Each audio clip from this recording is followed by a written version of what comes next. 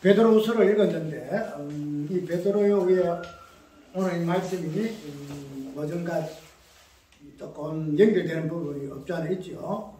똑같이 하늘과 땅 그 부분이 오늘 본문에 언급되어 있기 때문에 그런 부분을 연결해서 어전에 했던 부분과 조금 이렇게 보완해서 하도록 합시다. 제목이 그 동일한 말씀으로 되어 있는데 우리가 보통 마지막에 이 하늘과 땅이 예수님 다시 오실 때에는 풀어지잖아요. 풀어져가지고 지금 없어진다는 거죠. 없어지게 되어질 때에 그 부분을 가지고 우리가 보통 예수님의 그 절입니다 이렇게 이야기를 하잖아요. 그렇게 보게 되면은 우리가 왜 절임이라는 이 관점에서 하늘과 땅에 대한 개념이 나올까 하는 부분이 아까 우리가 잠깐 보았던 그 부분이 일치가 되지요. 왜 하늘과 땅이 예수님이 그 율법의 1.1억이라도 하나도 없어지지 아니하고 다 성취가 될 부분과 연계해서 말씀하고 계시는가 하는 이 부분은 우리 하나님께서 이 우주를 창조하실 때에 하기 전에 우리 인간만 창조한 게 진짜 아니란 말이죠. 우리 인간만 다 창조해가지고 그냥 이렇게 해가신 거 아니고 우리 사람을 창조하실 때도 또 동일하게 하늘과 땅도 창조하셨다. 그 만물이죠. 하늘과 땅, 그 가운데 있는 만물 이렇게 창조를 하셨는데 그 이유가 오늘 본문 속에서는 분명히 밝혀졌고 또 더불어 이러한 부분들이 왜 만물과 인간이 같이 창조함을 받았고 이 부분에서 이 만물이 마지막에 그 모든 것들을 완성하는 그 어떤 그 부분을 증거하고 드러내는 그런 어떤 행태로서 만물이 지음을 받았는가 하는 부분은 우리 예수님이 골로새서 보게 되어지게 되면은 예수님이 만물의 머리고 만물의 어둠으로 이야기를 좀 하고 있어요. 단순하게 우리 인간의 머리뿐만 아니고 하늘과 땅 가운데 있는 모든 만물의 주가 되시고 만물의 머리가 또 만물의 어둠이 되기 위해서 뭐라 할까요? 하늘과 땅을 지었었다 이렇게 이해를 하면 된다 이 말이죠. 단순하게 예수님이 그냥 구속하시고 모든 것을 율법을 완성하시고 우리를 구원하셨다 인간을 구원하셨다 이런 것만 이야기하는 것이 아니고 더불어 똑같이 만물과 같이 이야기를 연계해서 이야기를 해요. 만물을 왜 그러냐 이야기 그대로 예수님은 하나님은 만물의 주가 만물의 주 우리 인간만 주뿐만 아니고 만물이면은 하늘과 땅과 그 가운데 있는 모든 그 하늘의 정사와 권세와 능력들과 눈에 보지 아니하는 것들 그런 것들에 대해서 주가 되시기 위해서 머리 되시기 위해서 어떤 게 되시기 위해서 하나님께서 만물을 창조하셨다. 단순히 우리 인간의 머리뿐만 아니고 만물의 어떤 게 되시기 위해서 주님이 만물을 지었었다라고 보면 되게 되지는데 그런 부분을 보게 되게 되면은 아까 이야기한 대로 만물의 어떤 그 생태의 어떤 조성의 이유가 만물 안에 기록되어 있는 새겨진 하나님의 그 말씀, 그 율법 그런 부분들이 그 말씀을 통해서 어떻게 이렇게 어려운 내용들이기 때문에 이야기를 할 때에 조금 이렇게 순환되지는 의사소통이 좀 되지면은 내가 수술술 나오겠는데 이게 잘 안 되니까 중간중간 탁탁 끊기는 그런 부분이 좀 없지 않아 있어요. 그래서 조금 좀 뭐랄까 그러죠. 쉽게 이렇게 설명을 해야 되는데 그 부분들이 이때까지 우리가 알고 있는 내용들은 그냥 막 턱 이야기하면 아 맞아 저 말이 맞아 쉽게 이해가 되잖아요. 그런데 보통 그런 부분이 잘 안 되기 때문에 이 말씀이 잘 돌질 않아요. 내가 말을 하게 되면 여러분들 하다 때가 서로 이렇게 했으면 서로가 그냥 고개 끄덕끄덕 대지는데 그게 안 되니까 말씀이 쭉 돌아가면 말씀이 돌아야 이렇게 계속 도는데 이게 중간 툭툭툭 끊기니까 이 돌질 안 하는 거야 이게. 그런데 그 부분은 우리 어떤 좀 익숙한 어떤 내용들로 이야기되게 되면은 그냥 말을 안 해도 그냥 저건 무슨 말이구나 안구나 이래서 거의 되는데 그런 내용이 아니기 때문에 그게 참 아쉬워요. 아쉬운데 어쨌든 오늘 본문 속에서도 그런 부분이 없지 않아 있어요. 지금 말해서 우리가 예수님 오실 때에 특별히 베드로 오세를 오게 되면은 주의 강림하시는 그 약속에 대해서 어떻게 하늘과 땅이 간주하는가, 하늘과 땅이 어떻게 연결되지는가 부분은 그냥 예수님 오실 때는 그냥 하늘과 땅이 그냥 이렇게 심판받아 없어져 버리고 뭐 이렇게 풀어지고 이렇게 이야기를 하고 있는데 그런 부분은 우리 일상적인 이야기들이에요. 일상적으로 재림할 때에 이 재림은 이렇게 세상이 이렇게 될 것이다 이렇게 이야기를 하고 있는데 그런 부분들이 그냥 비상적으로 맞아 막 그렇게 이야기했으니까 그래 하는갑다. 그런 부분을 우리가 이해를 많이 하는데 오늘 본문을 쭉 보게 되게 되면은 그냥 예수님이 재림한다. 그 다음에 그 재림할 때에 땅에 있는 뜨거운 체질이 뜨거운 불에 불어져 없어진다. 그런 부분에서만 우리가 이해할 것이 아니고 왜 예수님이 그 재림하실 때에 이 하나가 땅이 풀어지는가? 마땅히 심판의 날이고 형벌의 날이기 때문에 그냥 하나가 땅을 심판해가지고 없애버리는 것은 뭐 당연한 거 아니냐 이 이야기를 하지만은 그러나 예수님의 그 재림과 맞물려서 하나가 땅이 요동친다는 거죠. 하나가 땅이 요동침으로 인해서 그 이유를 그냥 단순하게 뭐 그런 것이다 하고 이야기해서 넘어가기보다도 왜 하나가 땅이 요동을 칠 수밖에 없는가 하는 부분이 아까 우리 어전 설교에서 잠깐 살펴본 그 부분이다 이거죠. 지금 말해서 우리 예수님의 그 재림, 주의 약속이라고 그랬죠. 약속.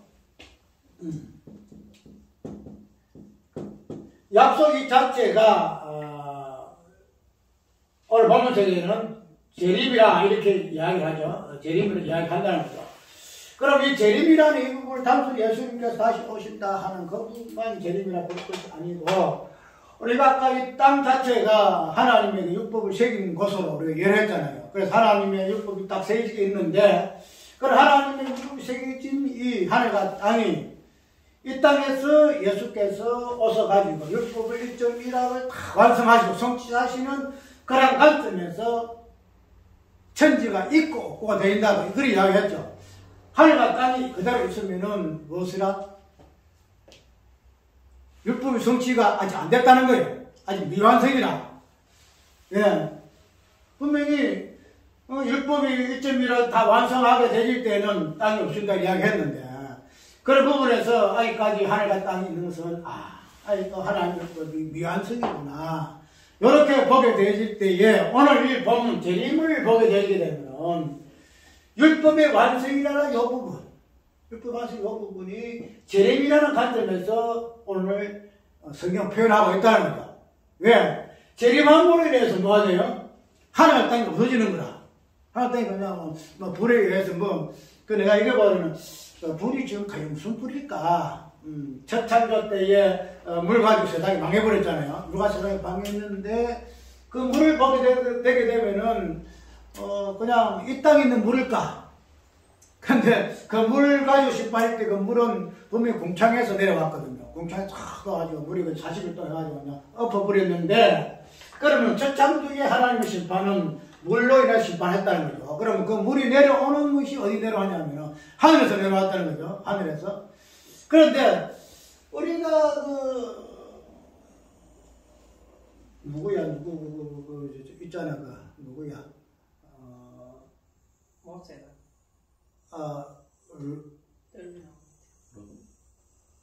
롯이지, 롯.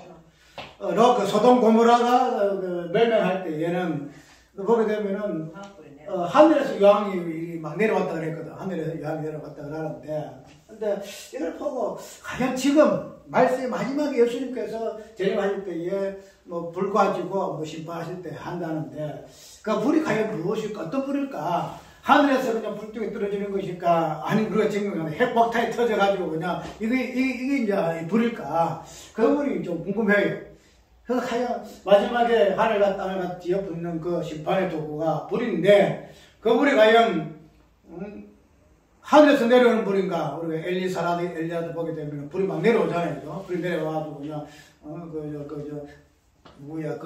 신하들은 탁 불태워 죽이잖아요. 그런 불일까? 아니면은 이 땅에 있는 핵이 공중에 올라가고 떨어지면서 그게 내려오는 그 불일까 하는 그런 궁금증이 내가 있어요. 그래서 그 무슨 불일까? 아직까지 그냥 무슨 불인지 모르겠는데 어쨌든 이 재림이라는 이러한 어떤 개념 자체로 인해서 지금 있는 땅이 없어져 버리죠. 불에 타서 녹아버리고 없어져 버려요. 근데 그런 부분을 우리가 오늘 이해하게 되면 우리가 아침에 봤던 그 말씀과 연계해서 율법이 완성이 되실 때에 하늘과 땅이 없어진다고 그랬죠. 그러면 그런 부분을 오늘 베드로 후서에서도 이 재림이라는 이 사건을 통해서 이야기를 하고 있다는 거죠. 재림이라는 걸 통해서. 왜? 오늘 본문 속에서 베드로가 이야기하는 그 이유가 뭔가 하면은 마지막 날에는 어떤 일이 생기는가 하면 가만히 들어온 사람이 있어가지고 어떻게 이야기를 해요? 재림이 없다. 재림이 없다. 이렇게 이야기를 해요. 재림이 약속 없어. 그 이유가 뭐예요?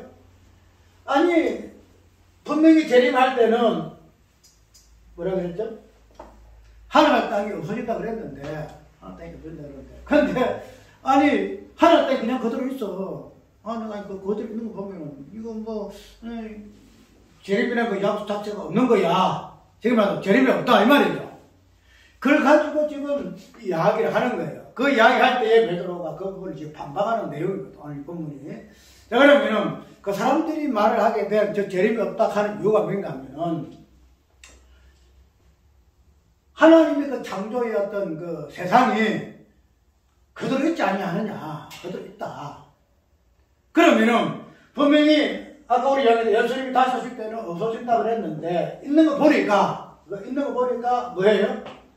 재림이 없어. 재림하면은 이 땅이 없어져야 되는데, 당연히 볼 때 땅이 그냥 있거든. 조상들이 자는으로부터 지금까지 그냥, 하나님 창조한 하나님 땅이 그냥 있는데, 아니, 재림이 달 것 같으면 없어져야 할 것인데, 그냥 있는 거 보니까 재림이 없어. 이렇게 이야기 좀 하고 있다는 거야. 그걸 가지고, 그때 당시에서의 하나님의 약속이 되어지는 재림은 없다. 여러분, 이건 부인하는 거예요. 그게 이제 마지막 때의 이단들이고, 기롱을 한 자들이고, 악한 자들의 전형인데, 그 부분에 대해서 사도 베드로는 아니다. 있다. 그걸 변증하고 있는 내용이 오늘 본문 말씀이. 어떻게 변증하는가 하면은, 아까 이게 뭐예요? 제목이 동일한 말씀이에요. 동일한 말씀. 무슨 말인가 하면은, 첫 창조의 세계도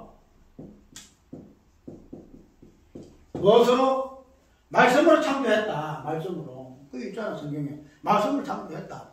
그런데, 뒤에 나오는 이 약속, 이 재림이라는 이 약속도 동일한 말씀의 약속이다. 말씀 똑같다. 천지를 창조한 것도 말씀이고, 뭐든 재림이 있어 하는 그 약속도 말씀이다. 그럼 똑같은 거다.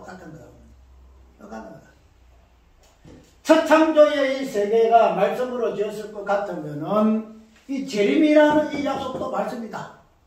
그런데 어찌하여 너희들은 첫 창조의 세계를 말씀으로 지어준 줄 알면서도 인정하면서도 말씀으로 약속한 재림에 대해서 왜 부인하느냐. 이게 아니야. 부인하는 거야.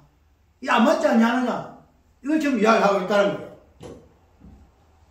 그래서 우리가 이 부분에서 왜 그들이 첫 창조 세계를 인정하면서도 창조 세계가 있으면서 하나님과 창조하신 말씀 창조하신 세계가 있어 인정하면서도 왜 재림에 대해서의 이 부분을 똑같은 말씀이거든요. 창조도 말씀이에요.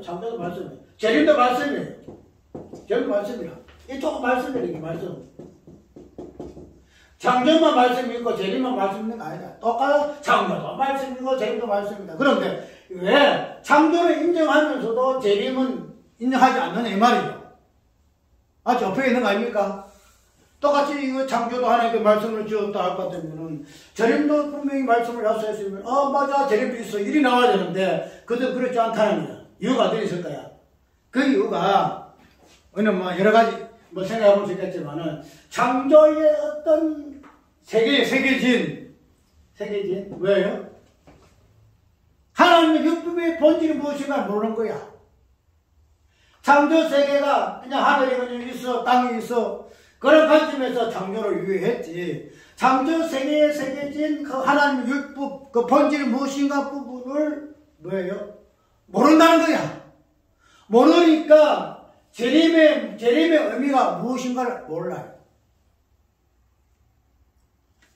아까 얘기했죠. 창조라는 것은 율법이죠.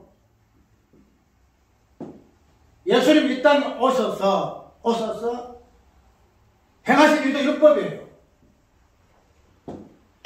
창조 세계가 비추고 있는 그 율법을 예수께서 이 땅에 오셔서 그 율법을 이해하고 빛을 받아서 우리가 이 땅의 모든 것들은 하늘이 비침을 받아가지고 살잖아요. 태양이 비춰가지고 모든 만물 소시한 것 같이 하늘의 율법에 비침을 받아가지고 예수께서 율법 이해해요. 율법 이런 거야. 하나님 말씀 이런 거야. 그래서 이 땅에서 자기 자신이 율법 완성하신 삶으로 사신다는 거지. 그 되면은 예수님의 있던 이 사회 자체가 초림을 합시다. 초림. 그 다음에 예수님의 완성은 뭐예요? 재림을 합시다. 그러면 이 초림과 이 재림 자체가 뭐예요? 전 율법이야. 그러면은 첫 창조 세계에서의 그들이 율법을 보았을 것 같으면은 이 땅에서의 예수께서 초림하시고 마지막에 재림을 하실 것이라는 그 말씀 약속 속에서 무엇을 봐야 돼요? 율법을 보아야 한다는 거예요. 율법을. 그러면은 그들이 첫 창조 세계의 말씀을 인정하면서도 재림의 약속의 말씀을 부인하는 이유가 하나밖에 없어. 첫 창조 속의 세계의 율법의 의미가 무엇인가를 모르고 그냥 하나님의 말씀, 그냥 하늘이 있어, 땅이 있어. 쉽게 말해서 우리가 눈으로 보는 하늘과 땅의 개념으로만 하나님의 천지 창조를 유해했기 때문에 마지막 재림에서 나타나는 율법의 완성적인 부분을 이해 못한다 이 말이죠. 우리가 그런 세계관을 가지는 아까 이야기했죠. 일반 철학자들, 시인들, 영성이 뛰어난 자들 그런 자들은 자기 나름대로의 영성에 의해 가지고 세계를 이해하잖아요. 그래서 만상을 통해 가지고 노래하는 그 모든 해석하는 내용들이 많아요. 그 보면 참 이 사람이 깊이 있구나, 참 영성이 있네. 그런 부분들이 많이 발견되는 그런 내용들이 많이 있는데, 그러나 우리 그런 거 다 의미가 없다는 거죠. 왜?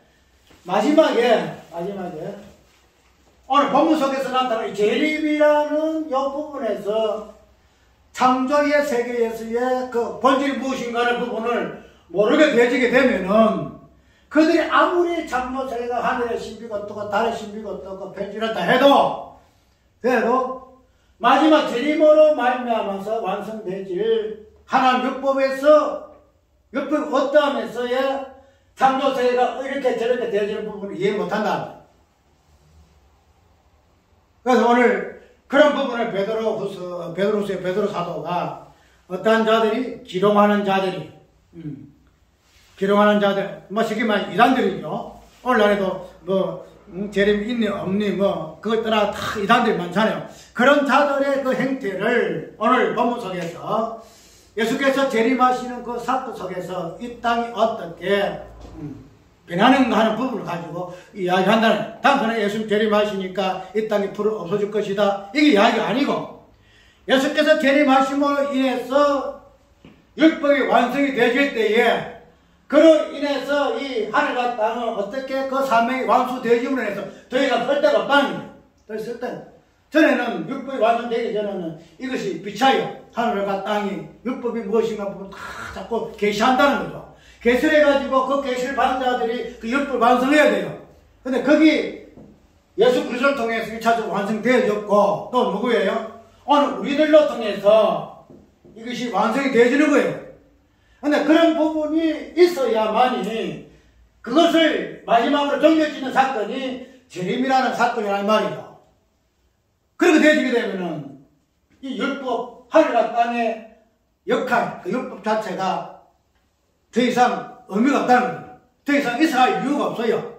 그래, 뭐 돼요? 녹아 없어지는 거라. 녹아 딱 없어지는 풀어져, 그냥. 뒤집어 대부분 없어지는 거예요. 예. 이제 율법이 하나의 율법이 완성되어 있는데, 그 하늘과 땅에 율법이 있을 필요가 없다는 거죠. 예. 예수께서 초림과 재림으로 완성했기 때문에. 그렇게 되면은, 그런 부분에서, 이 단순하게 재림이 있니, 없니, 그 부분을 떠나서, 재림이라는 이 사건을 통해서 하나님께서 하늘과 땅 만상 가운데 당신이 새겨졌던 이 율법이 어떻게 재림이라는 이 사건과 맞물려서 땅이 풀어지는 이런 일들을 통해서 하나님께서 이야기하고 계시는가 바가 무엇인가 하는 부분을 우리가 살펴보아야 한다는 거죠. 그래서 이런 부분에서 사도 베드로는 그들이 어떤 자들이냐? 그들은 오늘 본문에 있는 그대로 이야기하고 보게 되면은 이는 하늘에 저부터 있는 것과 땅이 물에서 나와 물로 성립한 것도 하나님의 말씀으로 된 것을 저희가 불어 잊으려 함이로다. 쉽게 말해서 하나님의 말씀을 인정하기 싫다는 거죠. 내가 천지 창조의 이 말씀은 내가 그러기 때문에 내가 하늘과 땅이 분명히 있어. 왜? 눈에 보이거든요. 자, 하늘과 눈이 보이잖아. 그 눈이 보이기 때문에 내가 그냥 인정하기 싫어도 내가 인정해야 돼. 그런데 어떻게 돼? 예수님의 재림은 뭐가 돼요? 눈에 안 보이는 거라. 눈에 안 보이니까 눈에 안 보이는 걸 그냥 굳이 내가 인정할 필요가 뭐 있노? 쉽게 말해서 하나님의 말씀은 내가 대해서 인정하기 싫고 하나님의 말씀 읽고 싶다. 하나가 땅은 보이니까 내가 할 수 없이 그냥 인정하지만은 재림은 아직도 있지도 않고 보이지 않으면 내가 어떻게 그냥 그 하나님의 말씀이라고 내가 인정하기 싫어. 지금 하나님 말씀 인정하기 싫은 사람의 그 부분을 지금 그들이 노릇으로 재림이라는 이 사건을 부인하는 것으로 이야기한다는 거죠. 근데 그것을 사도 베드로는 어떻게 해요? 거룩한 행실과 경건함이 없는 자들의 신앙이다 이렇게 이야기하고 있다는 거죠. 거룩한 행실과 경건함이 없다. 그렇게 생각합니다. 우리가 재림이라는 것은 뭐예요? 예수님의 어떤 주권이에요.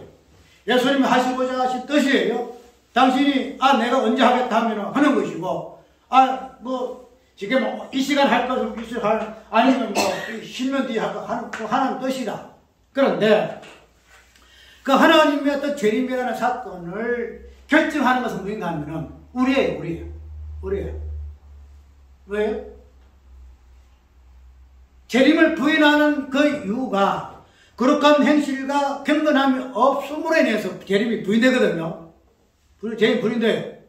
그런데 재림이 만약 있게 되어지는 시점인가 하면 우리의 거룩한 행실과 경건함이 있을 때 재림이에요. 그래서 사도 바울이잖아요.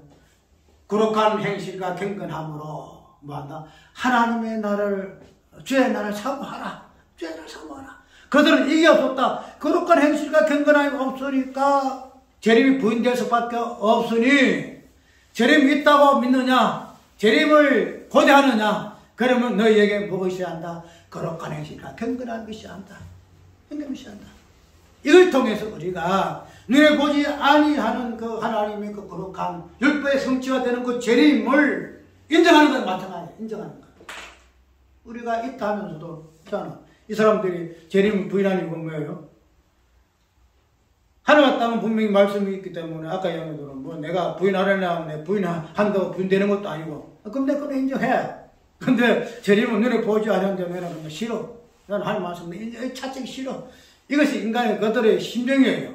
그러면은 오늘 우리가 그들의 삶이 거룩한 행실과 경건함이 없는 것이 그러한 것이 재림을 부인하는 이유 같은 오늘 우리가 재림을 인정하고 재림도 마지막에 하나님께서 예수께서 율법 완성하시는 마지막 사건이야. 그런 것들을 소망하고 기다릴 것 같으면 뭐가 있어요? 거룩한 행실과 경건함의 자체가 우리에게 있어야 한다는 거죠. 거룩한 행실과. 그게 없으면은 오늘 우리에게도 재림은 미완성이잖아요. 눈에 안 보여. 눈에 안 보기 때문에 그들과 똑같이 일부러 잊으려고 하는 심리 우리에게 있어요. 그게 없는 자들은 뭐예요? 거룩한 행실과 경건함이 꼭 있어요. 있어야 그 자체를 통해서 뭐가 확인돼요? 아, 재림의 약속이 있구나.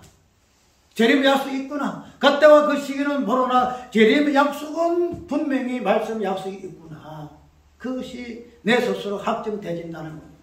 만약 이것이 없으면 그냥 천지창조가 하나님 말씀 눈에 보이니까 내가 인정해도 그러나 마지막 사건은 거는 뭐 있으나 없으나 뭐 올지 안 올지 그건 모르는데 내가 어떻게 인정해. 내가 못 믿어. 이렇게 나갈 수밖에 없음을 오늘 본문을 통해서 우리가 이해를 할 수가 있다는 거죠. 오늘 우리의 마지막에 사건은 예수께서 마지막에 부성취하는 이런 부분으로 우리가 사건적인 부분이죠. 이거는 어떤 본질적인 부분이 아니고 사건적인 부분이에요. 사건은 어떤 현실 속에서의 어떤 역사 속에서의 뭔가의 어떤 표적으로 드러난 현상으로 보여지는 게 사건이잖아요. 그렇게 되면은 이 예수님의 어떤 재림, 예수님의 그 초림은 어떤 사건이에요.